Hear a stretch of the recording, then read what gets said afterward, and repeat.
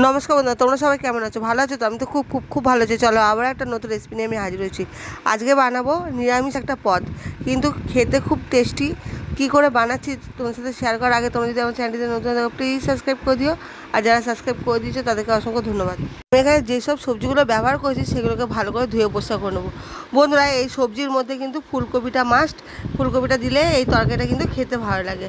সব রকম সবজি তোমরা ব্যবহার করতে পারো। তার মধ্যে আমি কয়েকটা হাতে গোনা সবজি নিয়েছি আলু, পটল, কুমড়ো, গাজর আর ফুলকপি।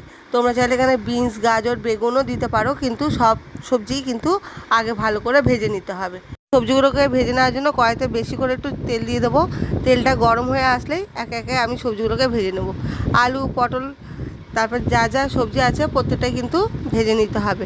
আর এই রেসিপিটা করার জন্য সবজিগুলোকে ভাজলে এর টেস্টটাও অন্যরকম লাগবে। যেমনি আমরা শুক্তো রান্না করার সময় কিন্তু প্রত্যেকটা সবজি আমরা ভেজে নিই, ঠিক এই নিরামিষ পদটাও রান্না করার জন্য প্রত্যেকটা সবজি কিন্তু আমার ভেজে নিতে হবে। দেখো আমার প্রত্যেকটা সবজি কিন্তু ভাজা হয়ে গেছে। একটা পরিমাণে তেল আছে, এই তেলের মধ্যে এবার বাদবাকি রান্নাটা করে নেবো। এবার ফোড়নে নিয়ে নিয়েছি সাদা জিরে, জিরেটা বেশ লাল লাল হয়ে এসেছে। এবার এর মধ্যে দুটো বড় ভেজে টমেটো দেবো। ভালোভাবে কুচিয়ে নিয়েছি। এই কুচনো টমেটোটাকে ভালোভাবে নেড়ে নিতে হবে। যতক্ষণ টমেটোটা ভালোভাবে নরম না হয়ে আসে ততক্ষণ আমি একটা মশলা বানিয়ে নেবো। মশলার মধ্যে এখানটা নিয়ে নিয়েছি ধনে, এখানে জিরে ব্যবহার করব না, ধনে, লঙ্কা, লঙ্কা বলতে এখানে কাশ্মীরি লঙ্কার গুঁড়ো, আর আমি এখানে কিন্তু কাঁচা লঙ্কা ব্যবহার করব। কাঁচা লঙ্কা, আদা এখানে আলাদাভাবে আমি বেটে নিয়েছি। তার গুঁড়ো মশলার মধ্যে নিয়ে নিয়েছি ধনে গুঁড়ো, কাশ্মীরি লঙ্কার গুঁড়ো, হলুদ আর নুন। এটাকে ভালো করে জলে গুলিয়ে ভালো করে বানিয়ে নিয়েছি। এবার ওটাকে আলাদা সরিয়ে রাখবো। এবার দেখো টমেটোটা কিন্তু ভালো করে ভাজা হয়ে গেছে। ওর মধ্যে 2 চামচ মতন আদা আর কাঁচা লঙ্কা বাটা দিয়ে দেবো। দিয়ে ভালো করে আমি নেড়ে নেবো। যেহেতু এটা পুরো নিরামিষ পদ, এইভাবে করে করলে কিন্তু খেতে কিন্তু ভালো লাগবে। এবার আদা, কাঁচা লঙ্কা, টমেটো ভালোভাবে যখন কাঁচা গন্ধটা বেরিয়ে যাবে তখন ওই বাটির যে মিশ্রণটা করে গেছিলাম মশলার, ওটা দিয়ে দেবো। দিয়ে ভালো করে কষিয়ে নেবো। সব সবজিগুলো আমার ভালো করে ভাজা আছে, মানে অর্ধেকটা আমার প্রায় সিদ্ধ হয়েই গেছে। এবার মশলাটাকে কষিয়ে নেওয়ার পর সব সবজিগুলো দিয়েও ভালো করে নাড়াচাড়া দিয়ে নিতে হবে। বন্ধুরা, সব সবজিগুলো নাড়াচাড়া দিয়ে নেওয়ার পর যেহেতু মাখা মাখা তরকারি করব, বেশি করে জল দেবো না, খুব অল্প পরিমাণে জল দেবো।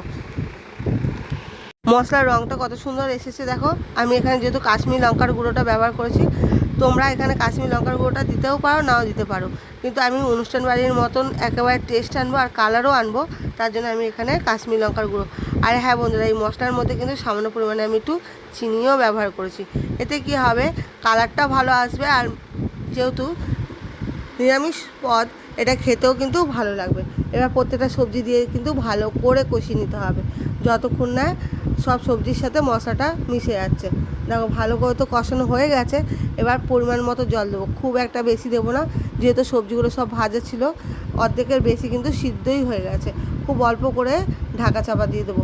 আর হ্যাঁ, কষানোর সময় মাঝে মাঝে ঢাকা চাপা দিয়ে কষালে কী হয়, এর থেকে যে অতিরিক্ত জলটা বের হয় সেই দিয়ে কিন্তু ভালোভাবে কষানো হয়ে যায়। দেখো কত সুন্দর মশলার সাথে সবজি ভালোভাবে মেখে এসেছে। আমি এবার পরিমাণ মতো জল দিয়ে দেবো। এবার পরিমাণ মতো জল দেবো বলতে এখানে খুব অল্প পরিমাণে জল দেবো, যাতে সবজিগুলো আর একটুখানি সিদ্ধ হতে বাকি আছে সেই সিদ্ধটা যাতে হয়ে যায়। আর ঢাকা চাপা দিয়ে আঁচটা হালকা একটু কমিয়ে রাখবো, তাহলে কী হবে, ভালোভাবে সব কিছু সবজি গোটা গোটাও থাকবে আর ভালোভাবে কিন্তু সিদ্ধ হয়ে যাবে। দেখো কত সুন্দরভাবে সিদ্ধ নরম হয়ে গেছে। আমার কিন্তু রেসিপিটা একদম সম্পূর্ণ রেডি হয়ে গেছে। একঘেয়েমি রান্না করার চাইতে মাঝে মাঝে একটু অন্যরকম করে রান্না করলে কিন্তু খেতে বেশ ভালোই লাগে। ঠিক এইভাবে করে একবার বাড়িতে বানিয়ে দেখবে রেসিপিটা কেমন হয়েছে। রেসিপিটা যদি ভালো লেগে থাকে প্লিজ কমেন্টের মাধ্যমে জানাবে। আর ভিডিওটা বাড়লাম না, আজকের মতো এটুকুনি। সকলে সুস্থ থেকো, ভালো থেকো, আমার ভিডিও দেখতে থেকো। ভিডিওটা শেষ পর্যন্ত দেখার জন্য অসংখ্য ধন্যবাদ তোমাদেরকে।